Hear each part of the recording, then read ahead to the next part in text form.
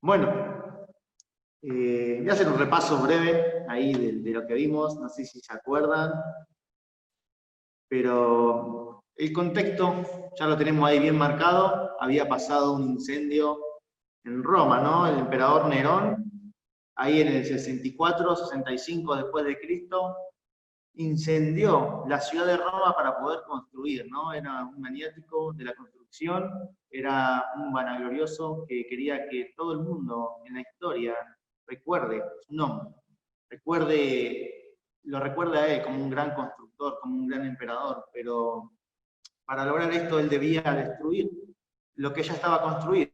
Habían ahí en la ciudad de Roma muchas construcciones precarias de madera y estaban todos encimados, estaban todos juntos y ya no había más lugar prácticamente para construir. Así que la mejor idea que se le ocurrió a este hombre fue incendiar, mandar ahí a sus soldados, a sus hombres, a incendiar la ciudad para que haya lugar y pueda construir. La cuestión que el incendio se le fue de las manos y duró muchos días el incendio, ¿no? Se apagó, pero se volvió a encender y hombres de Nerón volvían a encender el fuego. Así que muchas personas de Roma, gente pagana, gente incrédula, y también algunos cristianos sufrieron a causa de este incendio.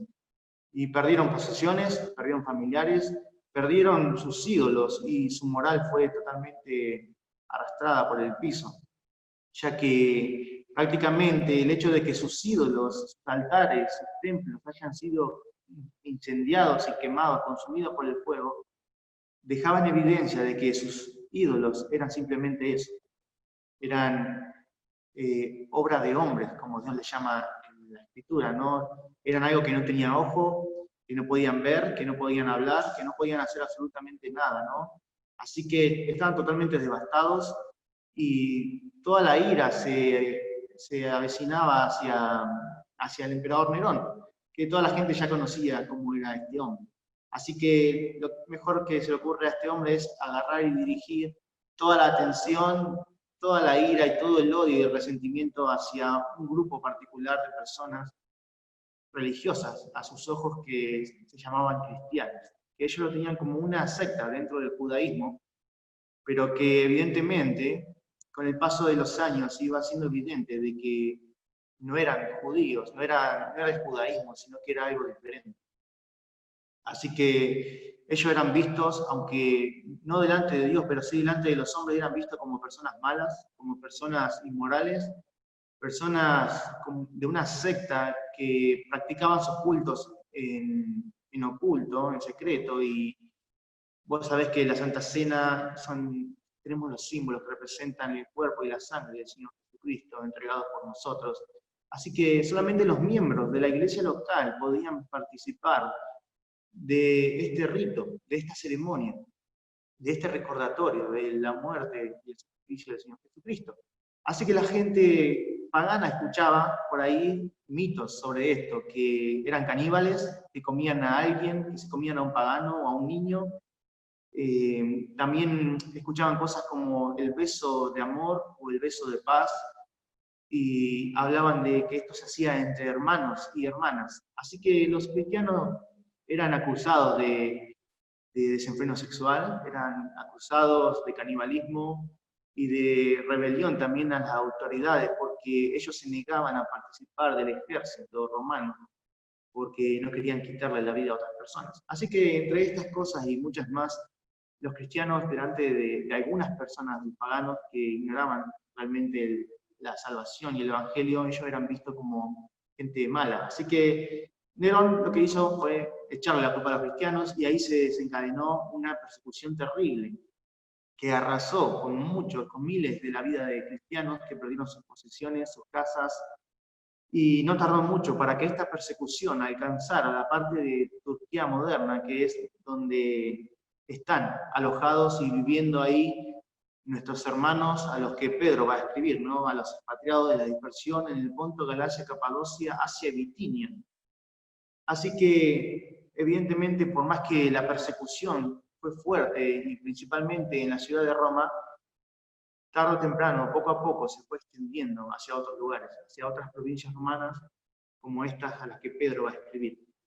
Así que estas personas estaban padeciendo persecución por causa del nombre de Cristo. Las personas estaban perdiendo sus derechos, muchos eran esclavos, muchos eran afligidos por sus amos, otros eran libres, pero aún así eran injuriados, maltratados, se burlaban de ellos, los despreciaban y los menospreciaban porque ellos no compartían los principios que el mundo comparte, porque no somos de este mundo. Por eso Pedro le llama extranjeros y peregrinos. Así que, teniendo esto en mente, Pedro va a escribir para animarles, para recordarles que todo esto que les está aconteciendo y lo que le va a acontecer es parte de la gracia de Dios. Así que va a escribir para animarles y fortalecerles. Y lo que va a empezar a hacer va a ser hablarles del plan de salvación de Dios, en todo su aspecto, tanto en el pasado como el plan de Dios, el plan de elección de Dios, en el presente, hablando de la santificación, y el futuro, ¿no? La glorificación. Así que ahí rápidamente, si se acuerdan, vimos 5 puntos la vez pasada y veíamos que Pedro bendecía el nombre de Dios por su plan maravilloso de redención eterna. Así que ahí lo adelantaste, lo tenés ahí. Y este párrafo que nos toca ahora, esta parte que nos toca, es del versículo 6 al 9. Primera de Pedro, capítulo 1, versículos 6 al 9. Y habíamos terminado en la parte anterior entendiendo que la salvación ya es una realidad en la perspectiva de Dios y ya está preparada, lista para ser manifestada en el tiempo señalado por Dios, ¿no? Cuando venga nuestro Señor Jesucristo. Así que hay una frase ahí que me encantó mientras estudiaba en ese pasaje de un hombre que se llama Bengel. Dice, la herencia es reservada, los herederos son escoltados. Y es así, terminando en esta parte que Pedro va a empezar, va a seguir hablando en realidad. En el versículo 6 al 9, me gustaría leerlo rápidamente, dice, vamos a leer del versículo 3 para que podamos entenderlo y seguir el pensamiento. Dice, bendito el Dios y Padre de nuestro Señor Jesucristo, que según su grande misericordia nos hizo renacer para una esperanza viva por la resurrección de Jesucristo de los muertos, para una herencia incorruptible, incontaminada e inaccesible, reservada en los cielos para vosotros, que sois guardados por el poder de Dios mediante la fe, para alcanzar la salvación que está preparada para ser manifestada en el tiempo postrero. Así que después de decir esto, Pedro va a seguir hablando y dice, en esto que él acaba de hablar, y más específicamente en el versículo 5, que habla de que los creyentes son guardados por el poder de Dios, son escoltados por el poder de Dios mediante la fe, con el propósito de alcanzar la salvación que ya está preparada para ser manifestada en el tiempo postrero. No es algo que es una posibilidad, sino que ya es una realidad en la perspectiva de Dios. Dios que es un ser atemporal, un ser que no está sujeto al tiempo y al espacio, Él en su perspectiva ve que la salvación futura, la glorificación, ya es una realidad y solamente nosotros tenemos que esperarla a que se manifieste. Y es en esto que Pedro dice ahora, en lo cual vosotros os alegráis, aunque ahora, por un poco de tiempo, si es necesario, tengáis que ser afligidos en diversas pruebas, para que sometida a prueba vuestra fe, mucho más preciosa que el oro, el cual, aunque perecedero, se prueba con fuego, sea hallada en alabanza, gloria y honra cuando sea manifestado Jesucristo, a quien amáis sin haberle visto, en quien creyendo, aunque ahora no lo veáis, os alegráis con gozo inefable y glorioso, obteniendo el fin de vuestra fe, que es la salvación de vuestras almas. Así que Pedro va a escribir a estos hermanos, va a seguir hablándoles en cuanto a la salvación, pero ahora se va a enfocar y va a recalcar y reconocer la actitud de estos creyentes, de los hermanos que estaban padeciendo persecución. Pedro les recuerda toda la salvación, el plan de Dios, y le dice, en lo cual vosotros os alegráis. Y a pesar de que es una continuación de lo que Pedro estaba escribiendo, si querés ahí ponerle, yo le puse el título, un poquito modificado del título que yo le había puesto en nuestro devocional, en esa semana. Le puse el gozo inefable de una fe genuina y expectante. Así que Pedro va a hablar de esto, va a reconocer la actitud que ellos tenían frente a las pruebas que estaban pasando, frente a la realidad de lo que Pedro les ha expuesto recientemente. Frente a todo lo que Pedro ha dicho, lo que ha enseñado, ¿no? El plan de Dios, de su gracia maravillosa en nuestra vida, por la cual Pedro va a decir, bendito sea el nombre del Dios y Padre de nuestro Señor Jesucristo, que nos hizo renacer para una esperanza viva, ¿no? Así que, continuando ahí con los puntos, yo puse el punto número 6. Los creyentes se alegran en la seguridad eterna. Los creyentes se alegran en la seguridad eterna. Así que Pedro va a reconocer eso. Fíjate que le dice, en lo cual vosotros os alegráis. Aunque ahora, por un poco de tiempo, si es necesario, tengáis que ser afligidos en diversas pruebas. Pero Pedro va a empezar reconociendo esto, ¿no? Ustedes se alegran en la salvación. Ustedes se alegran grandemente. Esa es la expresión de esa palabra, os alegráis. Es una alegría inexpresable, es una alegría que no alcanzan las palabras para expresarla. Es una alegría que es grandiosa, tanto que mueve tus emociones por dentro, pero en base a la verdad a la cual ellos han sido expuestos. Así que Pedro va a decir, en esto que les acabo de decir, ustedes se alegran. Pedro sabe perfectamente de que un creyente genuino, que tiene una fe genuina en Cristo, y tiene una esperanza viva, no puede hacer otra cosa más que alegrarse y tener un gozo profundo, confiado en la salvación que tenemos en Cristo Jesús. Hay un pasaje ahí que si querés anotar, está en Romanos, capítulo 5, versículo 1 al 2. Pablo va a estar hablando ahí, como habíamos visto la vez pasada, en cuanto a los beneficios que tenemos, ¿no? Por la justificación por medio de la fe. Tenemos paz para con Dios, ¿no? Y Pablo va a decir, bueno, nos gloriamos no solo en esto, sino en la gracia en la cual estamos firmes. Y nos gloriamos en la esperanza, dice, de la gloria de Dios. Y va a seguir hablando en todo lo que un creyente genuino se va a gloriar. Y no respecto de uno mismo, sino de Cristo, ¿no? Ahí en segundo lugar, aunque es el punto 7, si querés seguirlo con la otra serie, dice, los creyentes serán afligidos. Los creyentes serán afligidos. Fíjate ahí la segunda parte del versículo 6, dice, en lo cual vosotros os alegráis, aunque ahora, por un poco de tiempo, si es necesario, tengáis que ser afligidos en diversas pruebas. Así que Pedro le va a decir, bueno, Pedro les viene hablando de la salvación, del plan de Dios, de cómo fuimos elegidos por Él en su gracia, de cómo fuimos salvos por medio del Evangelio, de cómo Dios nos ha hecho nacer de nuevo para una esperanza viva, porque Cristo ha resucitado de los muertos. Pedro les ha hablado de que tenemos una herencia que no puede ser destruida, ni robada, ni perdida, ni quitada por nada ni nadie. Y no solamente esa herencia, sino que nosotros mismos somos guardados y escoltados por el poder de Dios para alcanzar esta salvación. Estos creyentes se alegraban en esto, pero ahora, mientras esperamos recibir esto, mientras estamos expectantes de la gloria de Dios, de la manifestación de nuestro Señor Jesucristo, si es necesario, vamos a ser afligidos en diversas pruebas. Así que hay varias cosas que Pedro va a decir acá. Si prestas atención, dice que vamos a ser afligidos en diversas pruebas. Así que no todos vamos a sufrir las mismas cosas, no todos vamos a pasar por los mismos problemas o circunstancias, sino que van a ser diferentes. Pueden ser más fuertes, pueden ser más chicas, pero todas estas pruebas van a ir moldeando nuestro carácter. Todas estas pruebas tienen un propósito específico en nuestras vidas. Así que no puedo esperar que yo tenga las mismas pruebas que otros hermanos están teniendo, sino que lo que tengo que hacer es pedir a Dios por sabiduría en medio de la prueba en la cual yo me encuentro. Y entender que esta es la voluntad de Dios, el probar a sus hijos.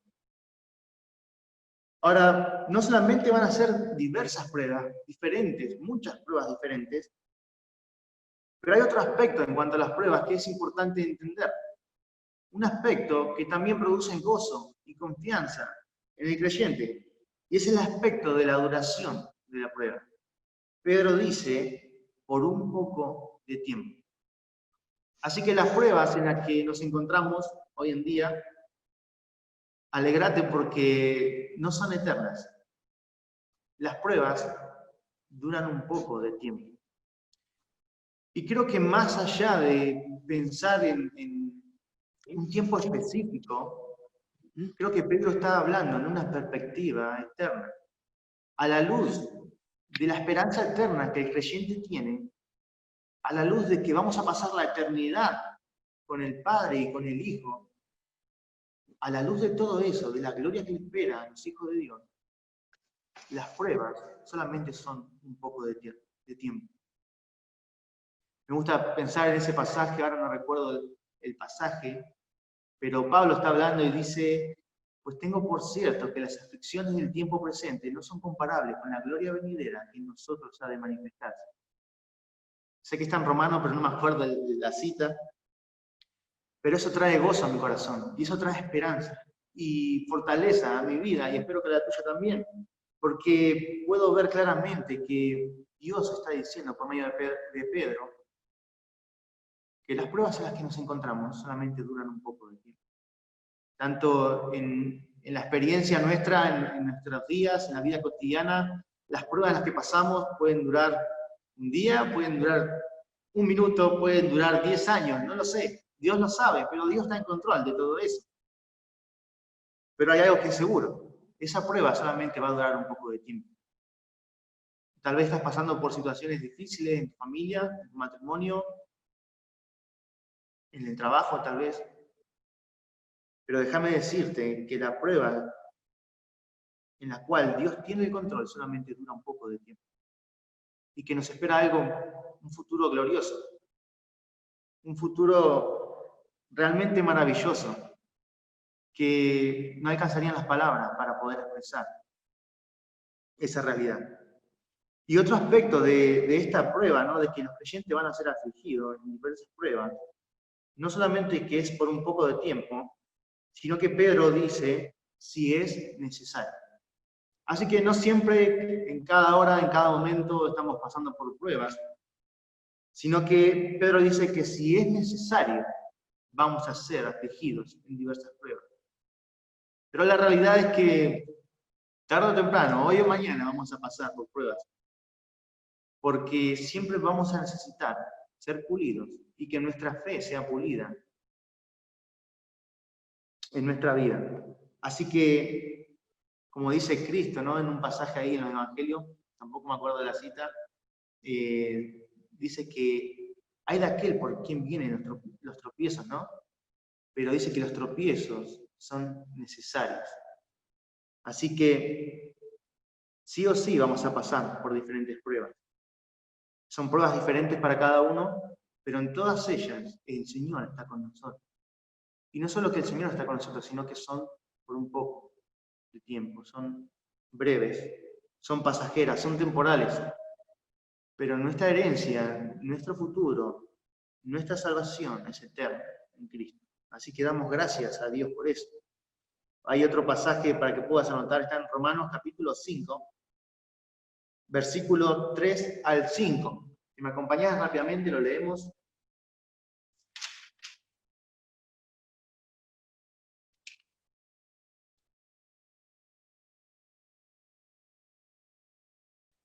Fíjate, dice, y no solo esto, sino que también nos gloriamos en las tribulaciones, sabiendo que la tribulación produce paciencia, y la paciencia prueba, y la prueba esperanza.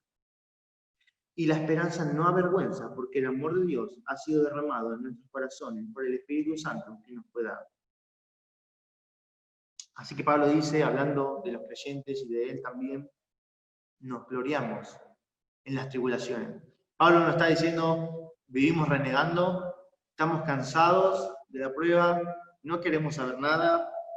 Pablo dice, nos gloriamos en las tribulaciones, nos gloriamos en las pruebas, porque las pruebas producen fruto en nuestra vida. Las pruebas moldean nuestro carácter, las pruebas fortalecen nuestra fe. Otro pasaje que podés anotar ahí, Santiago capítulo 1, versículo 2 al 4, va a estar hablando del tema.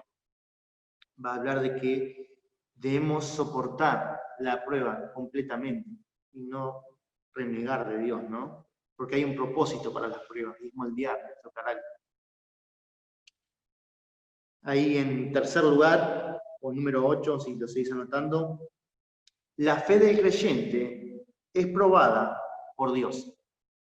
Fíjate que Pedro va a decir, ahí en el capítulo 1, versículos 7, del 6 al 7, dice, en lo cual vosotros os alegráis, aunque ahora por un poco de tiempo, si es necesario, tengáis que ser afligidos en diversas pruebas. ¿Para qué? Para que sometida a prueba vuestra fe, mucho más preciosa que el oro, el cual aunque perecedero se prueba con fuego, sea hallada en alabanza, gloria y honra cuando sea manifestado Jesucristo. Así que hay un propósito para que seamos afligidos y entristecidos en diferentes pruebas. El estar entristecido o afligido no es sinónimo de no estar pasando la prueba, digamos, en el sentido de aprobar una prueba, sino que es lo que debemos esperar. Al principio puede traer tristeza y dolor, pero Santiago dice debemos gozarnos, debemos tener por sumo gozo. Y el gozo no tiene que ver con las circunstancias, y es por eso que nosotros podemos tener un gozo en medio de la prueba, en medio del dolor. Sea la enfermedad, sea la pérdida de algún hermano, la pérdida de algún ser querido, la pérdida de un trabajo, la persecución en el trabajo, la persecución en cualquier ámbito, en mi familia, por causa de Cristo. Debo tener por sumo gozo las pruebas. Pero volviendo a este punto, vemos que es Dios el que prueba a los creyentes. Hay un pasaje para que puedas anotar, Proverbios capítulo 17, versículo 3. Dice que Jehová prueba a los corazones. Es interesante esta parte en el versículo 7 que dice, para que sometida a prueba vuestra fe. Si lo lees así nomás, lo más probable es que caigas en un error y pienses que Pedro está hablando de que la fe es más preciosa que el oro. Él hace una comparación entre la fe y el oro, ¿no? Dice que el oro, que es muy valioso, pero es perecedero. El oro perece, ¿no? El oro se desgasta, pero aún así el oro es probado con fuego. Y va a hacer una comparación con la fe. Pero es interesante que esta palabra que dice sometida a prueba, no está hablando del proceso de probar la fe. Está hablando de una fe que ya ha sido probada. Está hablando del resultado de la prueba. Está hablando de que lo que es más precioso que el oro es la fe auténtica. Es la prueba, la evidencia o el resultado de una fe que ya ha sido probada y ha resultado en ser una fe auténtica, una fe genuina. Eso es lo que Pedro está diciendo aquí. Entonces, una fe genuina es mucho más preciosa que el oro, el cual, aunque perecedero, se prueba con fuego, dice. Así que lo que Pedro va a resaltar en este punto es lo que es más precioso que el oro o que cualquier otra cosa en este mundo y que agrada a Dios es una fe genuina. Así que Dios va a probar nuestra fe.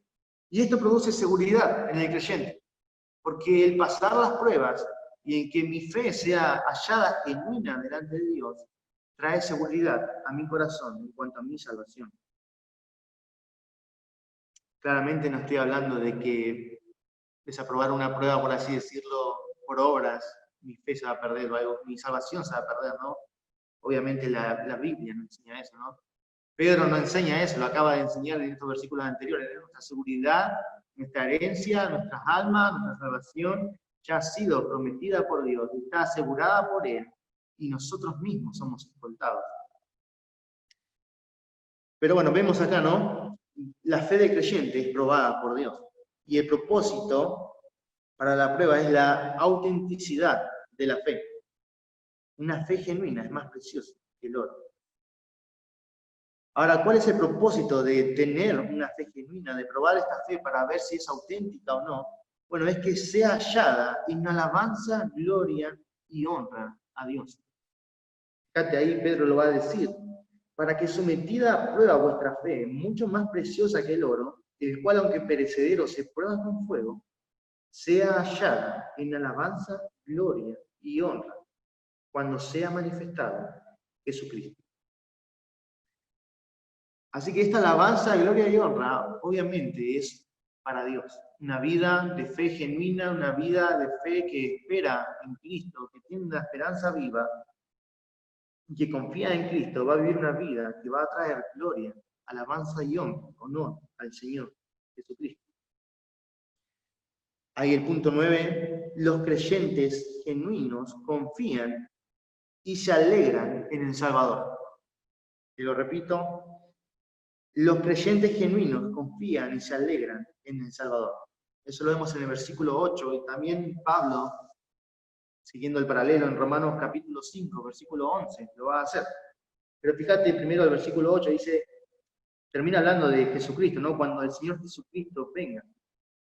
A quien amáis sin haberle visto, en quien creyendo, aunque ahora no lo veáis, os alegráis con gozo inefable y glorioso. Fíjate ahí, seguime en Romanos, capítulo 5, versículo 8, versículo 11, perdón. Pablo va a seguir hablando y dice, y no solo esto, sino que también nos gloriamos en Dios por el Señor nuestro, Jesucristo, por quien hemos recibido ahora la reconciliación. Así que un creyente genuino, un creyente que tiene una fe genuina, se gloría, se regocija, se goza en el Señor Jesucristo, se goza en Dios, que es nuestro Salvador, quien nos ha salvado por su misericordia. Fíjate que dice, Pedro va a decir, ¿no? A quien amáis sin haberle visto. Así que, como Pablo dice, ¿no? Porque por fe andamos, no por vista. Y lo mismo Pedro va a decir acá. Ustedes aman a Cristo a pesar de que no le han visto. Ellos no habían visto a Cristo en persona, ellos no vieron a Cristo resucitado, pero ellos amaban a Cristo a pesar de no haberle visto.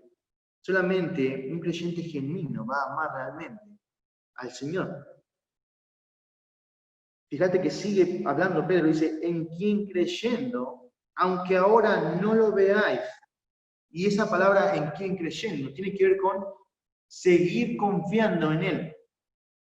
A pesar de que en nuestra perspectiva y en nuestra vida cotidiana y diaria pareciera que el Señor tarda en venir, como Pedro lo va a confrontar más adelante, de personas que decían que Él no iba a venir, pero vemos que el Señor todavía no vino, a pesar de que estamos sufriendo en medio de pruebas y situaciones, estos creyentes genuinos, con una fe verdadera, seguían confiando en Cristo, constantemente, perseveraban en confiar en Cristo, a pesar de que ellos no le veían.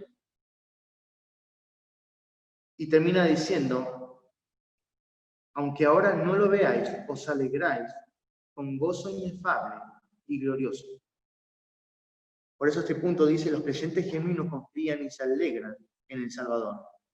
Ellos amaban sin ver, confiaban en sus almas, aunque todavía no habían visto a Cristo, aunque todavía Cristo no había venido, pero ellos no solamente hacían eso, sino que se alegraban con un gozo inefable. ¿Qué significa eso? Un gozo que no se puede expresar con palabras, un gozo indecible.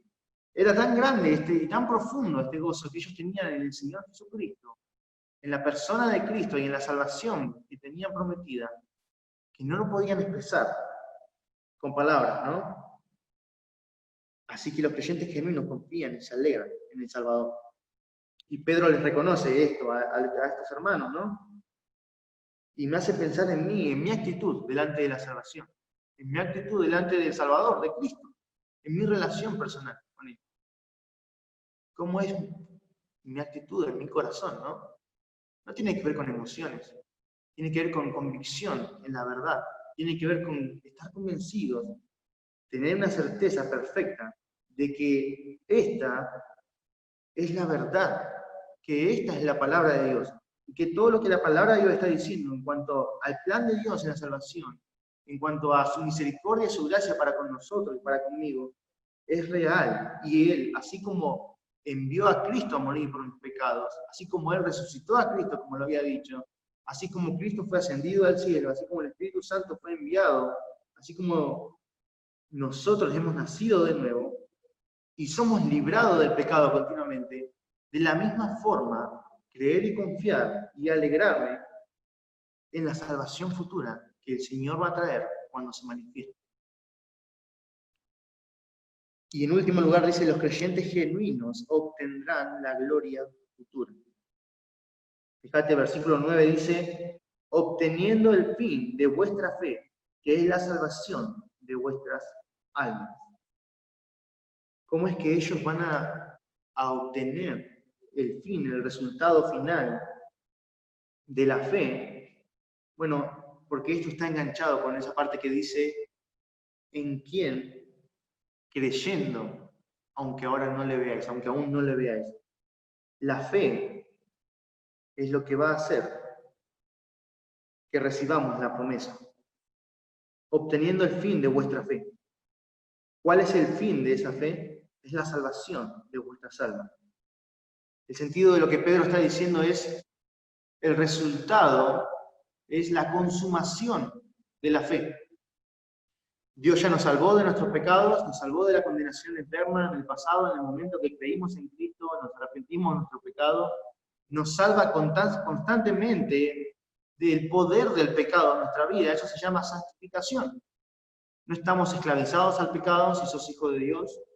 No tenés por qué obedecer al pecado, rendirte al pecado, sino que Dios nos da el poder por su Espíritu Santo para vencer el pecado. Tenemos victoria, somos librados constantemente del poder del pecado. Pero acá Pedro está hablando de el fin, del resultado final, la consumación de la fe, la salvación de vuestras almas. Tiene que ver con la salvación completa del creyente. No solamente nuestra alma, no solamente el día a día, el día de hoy, sino que nuestra redención completa, la glorificación, aún de nuestros cuerpos, y participar de la gloria del Señor Jesucristo, es el resultado final, es la consumación total de la fe de los creyentes. Ese es el resultado, ese es el fin de vuestra fe, es la salvación de vuestras almas. El resultado de una fe genuina será recibir la salvación completa y gloriosa. Hay un par de pasajes ahí que puedes anotar. Bueno, Pedro lo dice un poquito más atrás, en el versículo 5, ¿se acuerdan? Dice, somos guardados por el poder de Dios mediante la fe para alcanzar la salvación que ya está preparada para ser manifestada en el tiempo postrero. En el tiempo indicado por Dios, esa salvación completa y gloriosa se va a hacer evidente. También ahí en el capítulo 5, versículo 10, de primera de Pedro lo va a nombrar. Y un pasaje ahí que me gusta también, Judas, versículo 24 al 25. Está un poquito más adelante.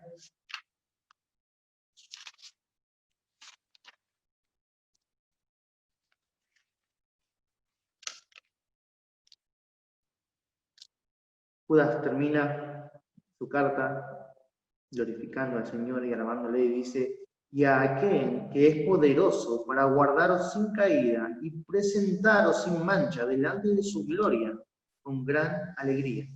Al único y sabio Dios, nuestro Salvador, sea gloria y majestad, imperio y potencia, ahora y por todos los siglos.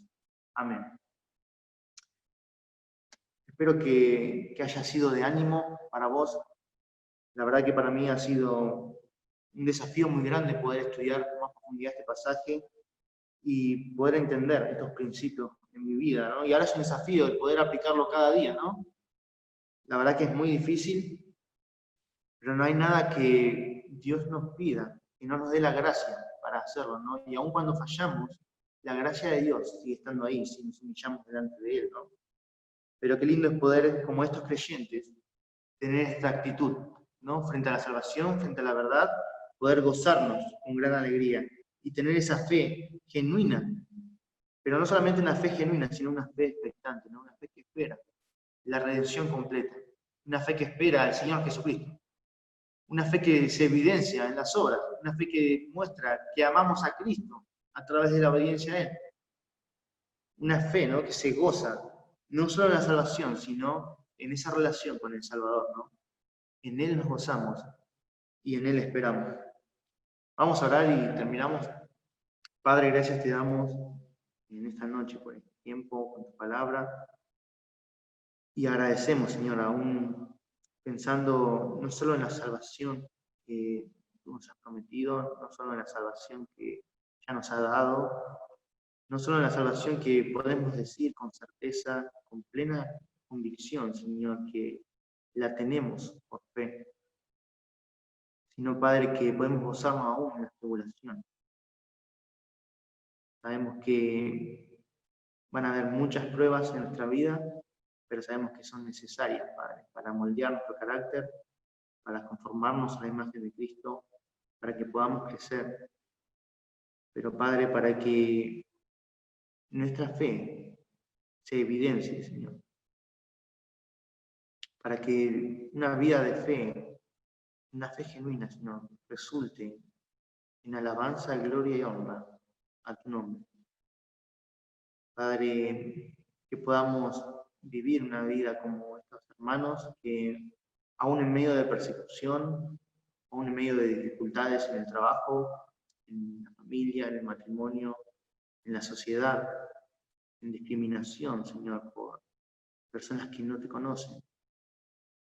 Aún en medio de todo eso, ellos se gozaban y se alegraban, Señor, en la salvación. Ellos persistían, Señor, perseveraban en medio de la aflicción, en medio de la prueba, Señor. En medio del dolor, ellos no te negaban, ellos no renegaban de la fe, ellos no levantaban su mano hacia el cielo, enojados contra ti, Señor, sino que en humildad, con gozo, con gratitud, con una alegría profunda, Señor, que no podían expresar con sus palabras. Ellos amaban a tu Hijo Jesucristo.